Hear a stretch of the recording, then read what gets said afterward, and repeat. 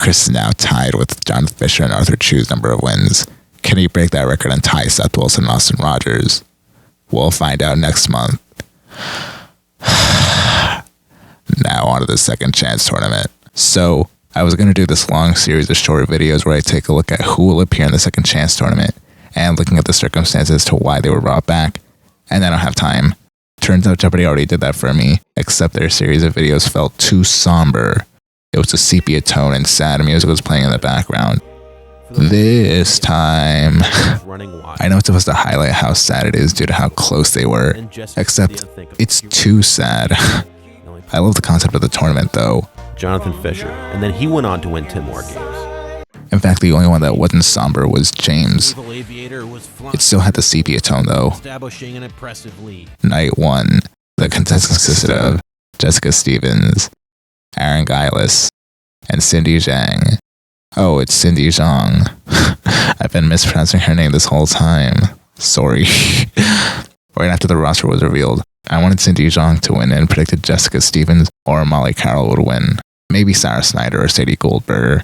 Now that Jessica and Cindy are playing the same night, I really don't know who to root for. I was actually most excited to see Cindy's style and handwriting, both of which are beautiful, and she did not disappoint. Ken Jennings' instruction was, "Welcome everyone to our first Jeopardy Second Chance competition. As we've learned over the years, not all Jeopardy runners-up are created equal. Many spend years training for the show, then months preparing for that first appearance, but you know what?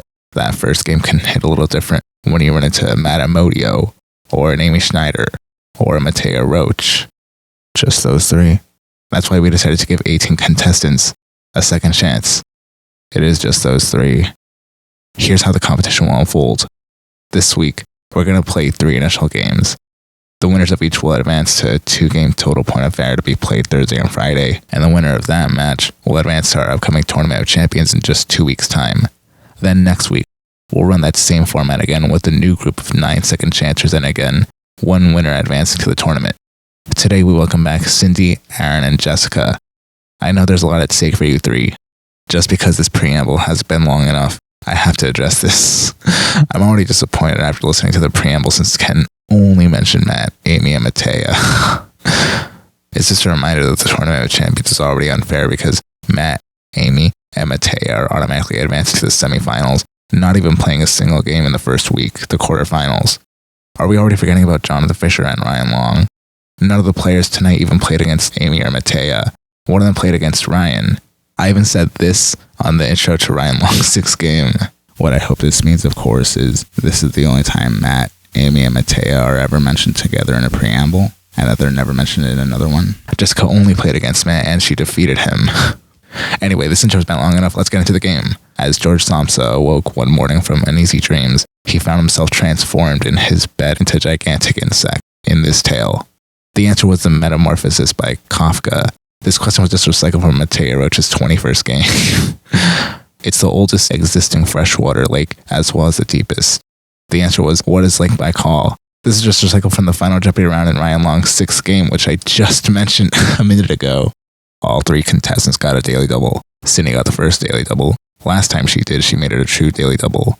She immediately exclaimed, "True daily double," upon getting it. I'm glad she stuck to it. She's already in the lead at $2,800. She unfortunately answered wrong and went down to 0.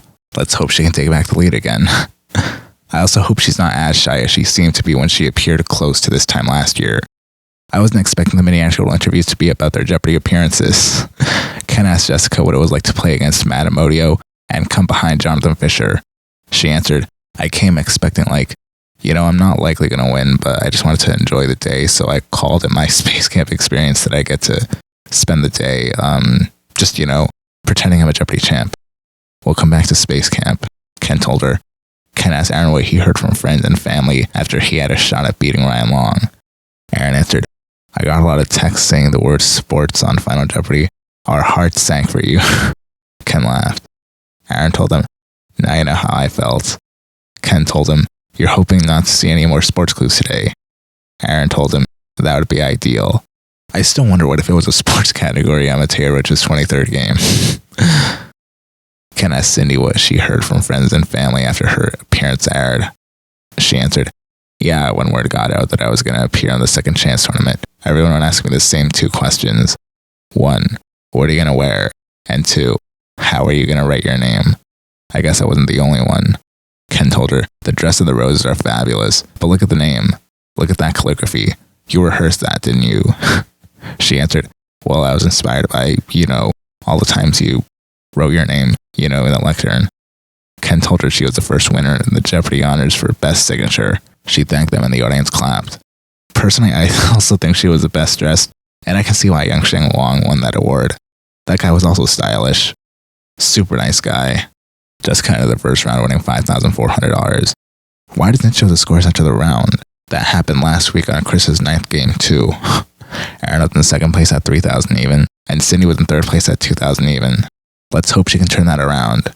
Jessica got the first daily double, wagered $2,500, got it right, and went to $8,700. In Field of Dreams, Kevin Costner first hears this phrase while walking through his corn. I felt bad for Aaron. He answered, if you build something, they will come, which was incorrect. Then Jessica buzzed in and answered, if you build it, he will come. Ken said it's often misquoted. Couldn't be any worse than the false made-up quotes like, play it again, Sam, or we don't need no sticking badges, and Lucy, you've got some splaining to do. Harold Arlen and Yip Harburg wrote this classic tune sung by the Scarecrow and the Wizard of Oz. Obviously the answer was, if I only had a brain. A lot of Wizard of Oz questions recently. On May 30th, 1593, 4 men met in Deptford. 3 were associated with the Elizabethan spy service, and 1 was this playwright, who ended up dead. The answer was Christopher Marlowe, who was also the answer on the game James Holzhauer lost. Christopher Marlowe was also the answer on one of the daily doubles Ryan Long got in his 14th game. My Elizabethan obsession paid off because I know the date of Marlowe's birth and death, and there's mystery surrounding his death that, to this day, has not been solved. Aaron got the 2nd daily double in Double Jeopardy for his $3,000. Unfortunately answered wrong, and went down to $1,200. From Rubens in his workshop, the lion hunt, the tiger hunt, and this Roman goddess and her nymphs on the hunt. The answer was Diana. Aaron answered her Roman equivalent, Artemis. Sorry, Aaron. There were a few questions toward the end of the round that no one buzzed in to answer. I saw the Einstein prize question and wondered if the round would end shortly because of this. Thankfully, that wasn't the case. Cindy had a Double Jeopardy winning $6,800. Aaron was in 2nd place at $2,800, and Jessica was in the lead at $17,100. The final Jeopardy category was famous animals. The question was, in September 1964, the New York Times announced the passing of this pet, a gift used as a symbol of honesty in 1952. I have absolutely no idea. I loved Cindy's answer. Thanks for having me. I would have loved for her to win. The answer was checkers. Aaron and Jessica answered correctly. Jessica wagered $3,000, taking her final score to $20,100, and is now a finalist. This is Cindy's 2nd time in 2nd place, so she won $4,000 in total in Jeopardy! The overrun set was titled, Game 1, Second Chance. Ken asked what it was like to be back on Jeopardy! Was it a nice reunion? Was it reliving the trauma? Aaron answered he thinks it's scarier because he did a certain level of good or bad the first time, and you don't want to do worse, so you're sort of like living up to it. Aaron said the email saying it was redemption only added further pressure as to how they play again. Jessica was excited to meet the other contestants in person since they connected online. Cindy kept in touch with the people from her tape day and also just connected with a lot of Jeopardy people, especially since a lot of recent contestants were from New York City. She also compared it to going back to summer camp. Night 2, the contestants consisted of Molly Carroll, Tracy Pitzel, Erica Wiener Amachi. I see she's wearing the same glasses as last time. I love the colors. Ken Jennings' instruction was, F. Scott Fitzgerald once observed that there are no second acts in American lives. Well, the players you'll be seeing today and over the next 2 weeks have come here to prove Fitzgerald wrong. Yesterday, Jessica Stevens convincingly advanced to the first of our 2 finals, but who will join her today? Will it be Erica, Tracy, or Molly? The First Ladies' Night in Season 39 is on a tournament game, not regular season play. And I like how there's a ladies' night the week after there was a guys' night. Remembering how competitive she was, I'm already predicting Molly will win. Molly started the game in a streak of her answers. I see she hasn't changed since last year. Erica got the first daily double, wagered $800. I haven't said this in a while. This is one of the easiest daily doubles. This 1943 song helps give an iconic female factory worker her name. Erica answered, "Who is Rosie?" Then added the Riveter a few seconds later. After that took her score to $1,800, she couldn't stop laughing. This is, without a doubt, my favorite reaction after answering a Daily Double. Now I want her to win. Because of this, she said, "What is Americana?" to make her next selection, even though that's for when you answer, not to make this selection. That's when you know how hard she laughed. I guess those glasses are a symbol as to how bright she is. Variety Culture calls her one of pop culture's most famous mother figures. Music fans were saddened by her death in 2022. This is interesting because Molly buzzed in and answered, "Who is Judd?" Since this mother figure in question and her daughters have the same name, I found it strange to hear Molly just answer Judd. When Ken asked her to be more specific, she answered, "Who is Wynonna Judd?" Then Tracy buzzed in and answered, "Who is Naomi Judd?" Wynonna's mom, that's right. And speaking of mother figures whose fans were saddened by her death in 2022, Ken asked Molly what it was like to get the call on Jeopardy. Molly answered it was challenging because her mother passed away in February. She described the call as a breath of fresh air. I want to hug Molly. Obviously that's tragic, especially for someone as young as Molly appears to be. Unfortunately, as I'm typing the script right now, I just noticed she won't be able to watch her daughter's reappearance with her. However, Molly got to meet Ken a second time, and her mom got to meet Alex Trebek, both of whom are proud to see her appear in this episode. Let's see how much more proud she can make her mom watching from above. I also feel worse because this is the second time a Jeopardy champion mentioned the passing of a family member. The first was Michael Menkes. I feel obligated to root for Molly because of this. Tracy got the call to appear in the Second Chance tournament the same day her episode aired in the summer rerun. To celebrate, she created a music video of her face and LL Cool J saying, "Don't call it a comeback. I've been here for years." Erica's was actually about her glasses. Someone didn't like her glasses, so she modified it intentionally to make it look worse for that critic. Honestly, I don't think she should give him that much power, especially if it's from someone who only had one interaction with her. What if this person didn't even watch the episode? Or what if it just happened to appear in his news feed or something? Or just watch the final Jeopardy round on YouTube? Even more honestly, how could you not like Erica after seeing this episode? In 1954, Norwegian sailor Arne Pedersen was the last person processed through this immigration station. The answer wasn't what is Ellis Island, which Molly answered. Here's the kicker. Ellis Island was Andrew He's guess when he lost to the legendary Amy Schneider. Now I wonder how Amy would have played against Molly had Molly appeared 3 episodes after. Also, since I only heard about Ellis Island being prominent in the 1890s, I was curious as to when it shut down. I was shocked that it was only that recently. It had only been 50-something years by the time I looked it up. Current name of the branch of the U.S. Public Health Service charged with investigating and mitigating contagions. Erica answered, "What is Center for Disease Control?" which was actually incorrect. Then Tracy buzzed in and answered, "What is Centers for Disease Control?" Since when was it plural? In very specific instances like this, I really can't blame Erica when all you ever hear is CDC. Tracy entered the first round winning $5,400. Molly was in second place at $4,200, and Erica was in third place at $2,800. Let's hope she can turn that around. You can welcome a guest to your humble this word for a dwelling, a phrase used by Jane Austen's annoying Mr. Collins. Erica buzzed in and answered, "What is a abode?" An anagram of Adobe, which Marion answered earlier this year. Both Marion and Erica are really fun. Molly got the first Daily Double in Double Jeopardy. Wager 3,000. And after a suspenseful moment of silence, answered Jackson in the nick of time. Got it right. And went from $3,400 to $6,400. Well, that was as suspenseful as the Daily Double she got last year. And I love how Jackson was the answer because that was the final Jeopardy round on Matt Amodio's 23rd game, 4 episodes before Tracy appeared. For beer, 31 gallons go into one of these. For crude oil, 42. Tracy buzzed in and answered, "What is a keg?" which was incorrect. Then Erica buzzed in and answered, "What is a barrel?" After Ken said, "Barrel is correct, but I know what Tracy's thinking about." Both ladies laughed. Now I don't know who to root for. I wish all 3 could win. Actually, I don't know what Tracy's thinking about. I don't drink, so I assume it's an alcohol guess I don't know. Molly got the second Daily Double on Double Jeopardy, wagered $3,000, knew the answer immediately, and went to $7,800. Nice French pronunciation. Tracy and Molly were tied at one point. Molly had a Double Jeopardy winning $11,400. Tracy was in third place at $6,600, and Erica was in lead at $12,600. Yes!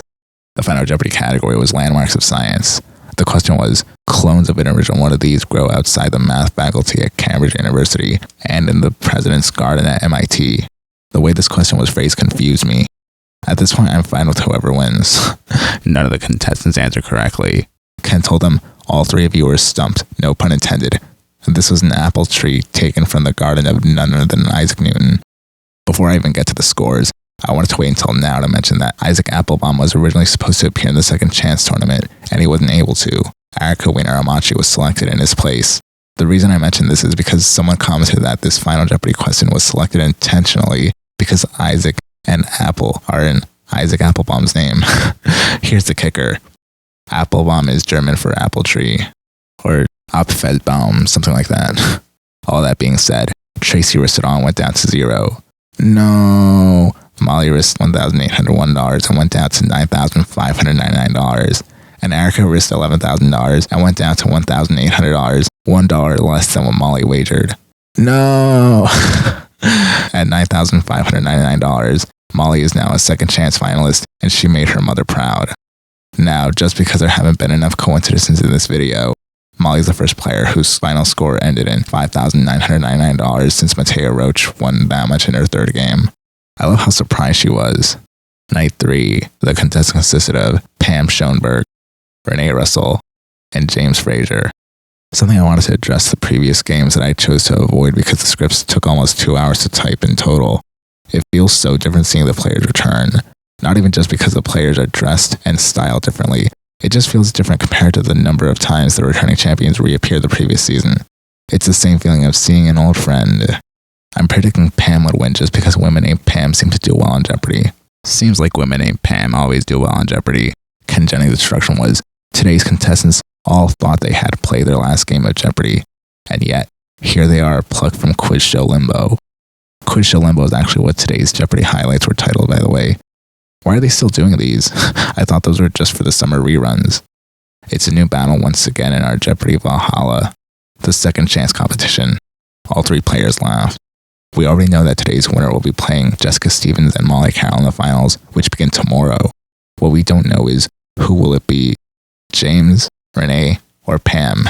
This is also where I should mention that James Frazier was supposed to play against James Holzhauer originally. That would have been confusing to see two James play against each other. James is, I don't know what the plural for James. Two Jimmys? I don't know. James got a daily double immediately at the start of the game. Wow, our aviator does not miss, Ken exclaimed. He wagered $1,000, got it right, and went to $1,000. You can get an encrypted connection to the internet with a VPN, short for this. How do they not get virtual private network? VPNs are one of the most sponsored ads on the internet. Every big channel has some sort of familiar sponsor. This video is brought to you by ExpressVPN. This video is sponsored by Raycon.